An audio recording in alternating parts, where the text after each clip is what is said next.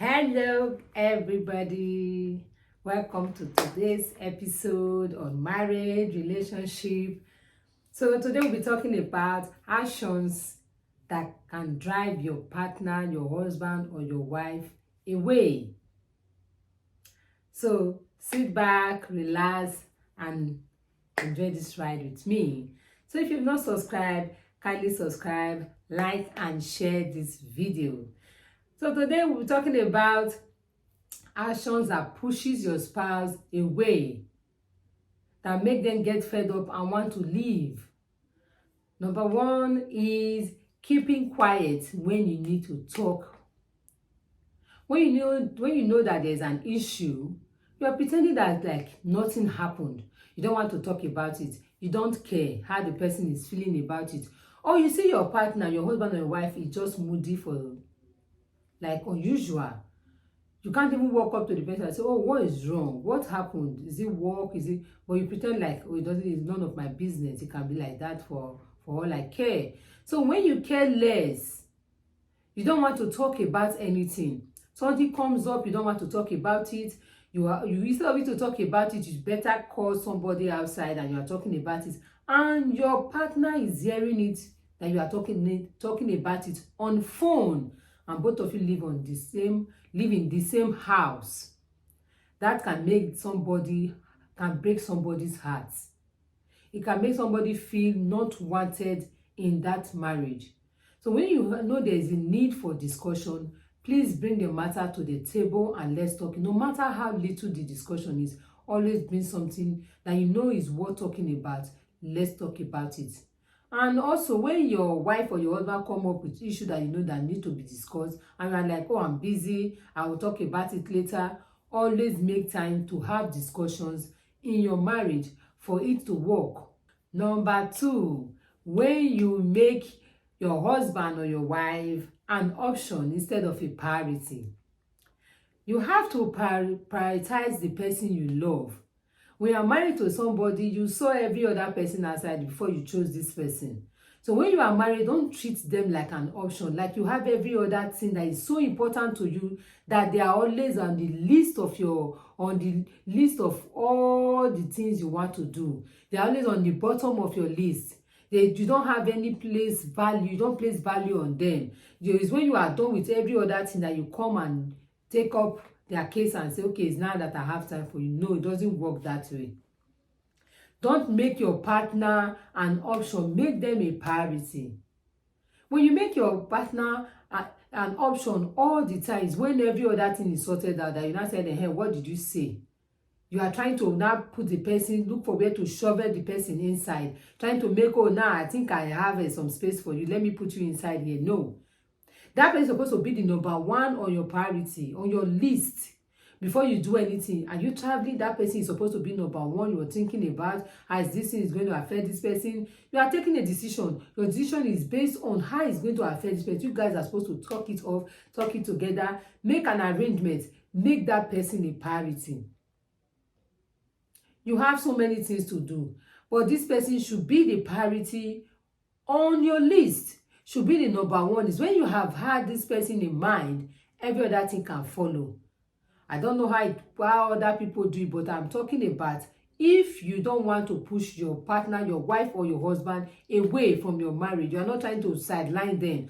Make them a priority and not an option. So when you constantly make your wife or your husband an option in marriage, you are just simply telling them that I don't have any value for you. You have no words to me. You can go all I care. And it's not good for marriage that want to work. Number three, always making promises that you never fulfill. All you do is make promises upon promises upon promises, and when that time comes for you to fulfill your promise, you are nowhere around that promise. You don't even care if you have said something that you don't want to do. So instead of you to not change, you start lying. Oh, did I say something like that? I can't remember I told you that. Did I tell you that? Or did I say that? How am I sure you are not trying to, oh, no, I didn't say that. No. Don't make promises you cannot fulfill, or else you drive your husband or your wife away. Make promises that you can fulfill and change instead of lying. Change instead of lying. You promise this and that. Oh, the beginning of the year, you have come with this promise. This year, I'm going to do this, I'm going to do that. And at the end of it, you don't want to do anything about those promises. And when your partner comes up with, you said this at the beginning of this year, this is what we are going to do. How are we going to achieve it? Oh, no, please don't come with that talk. I just said it now because I said it. You want me to not do it because I said it. Oh, because it's what you are saying. Now you want me to do what you are saying. You're always picking up quarrel when somebody is reminding you of what you have said.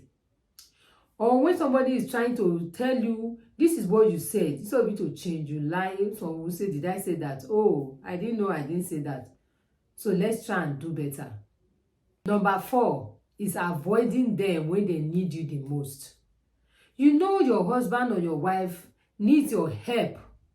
The least you can do is to help.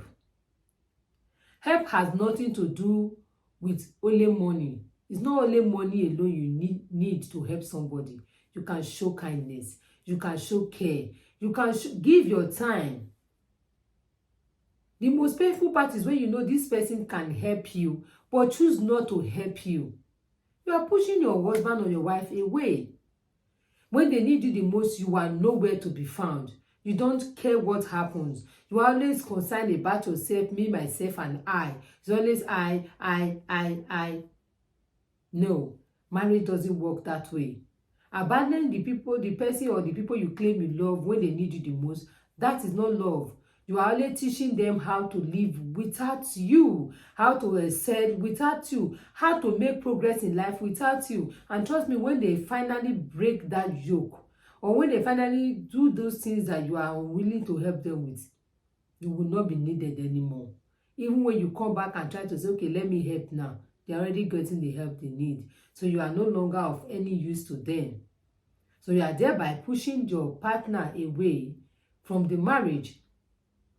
So don't abandon the people you claim you love. Always help and show concern. Number 5, when they don't want to take responsibility for what they have done. They know they have wronged you. Your husband know he wronged you. Your wife know she has done something wrong to you. But they don't want to take responsibility. They don't want to even behave as if anything happened. There's no apology. There's no remorsefulness. Even when they hurt you, they know they have hurt you. They know they hurt you. But they don't want to take responsibility. They don't want to behave like they have done something wrong. They are always right. No matter what you tell them, it is their own. They don't have any fault. They know everything. They know they didn't hurt you. It's you that is thinking that I hurt you. I did not hurt you. No. Marriage is not like that. As humans that we are, we know we are not perfect. We hurt one another. Even in marriage, it doesn't end. It always, you think, oh, I'm getting married, this person is going to change for the best. There's not going to be any conflict. That is not true. The only difference is you knowing that you have wronged somebody and apologize when you need to apologize. Say sorry when you need to say sorry. Change when you need to change. Make an amend when you need to make an amend. Try to do those things that you are not doing before. Try to be the better version of you. Instead of saying, this is who I am, is either you accept me the way I am, or you leave it. But in the first place, you are the one that went to meet this person for marriage. And after marriage, you are trying to behave like, oh, it's none of my business. Did I hurt you? I did not hurt you. That by this attitude, you are going to push your partner, your spouse, you are going to push that person away from that marriage. And trust me, when you lose a good person, you know that hurting people that are good to you and that cares about you is very, very painful, because when they go, you will never see such love from anybody anymore. Number 6, when they are trying to make you feel like, oh, nothing happened. You people have misunderstanding. Something happened, and you know this thing happened for real. But when you try to talk about it, they make you feel like, oh, did I do anything? Oh, you are just taking that too serious. It doesn't mean anything. No, you are pushing your spouse away. You are pushing your husband away. You are pushing your wife away. When you know somebody, you know something happened, and you need to have communication about it, you need to discuss about it, you need to do something about it.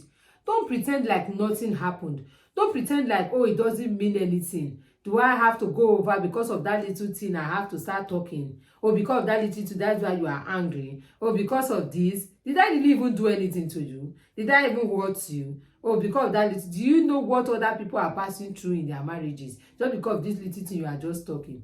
It shows you don't value your marriage. As simple as that is. Either you want to hear the truth or you don't want to hear the truth. There's no perfect marriage out there. There's no perfect relationship out there. We are all working towards perfection, to do better than what we used to do before. So when you hurt somebody and pretend like you don't know you hurt that person, you are gradually pushing that person away from that marriage.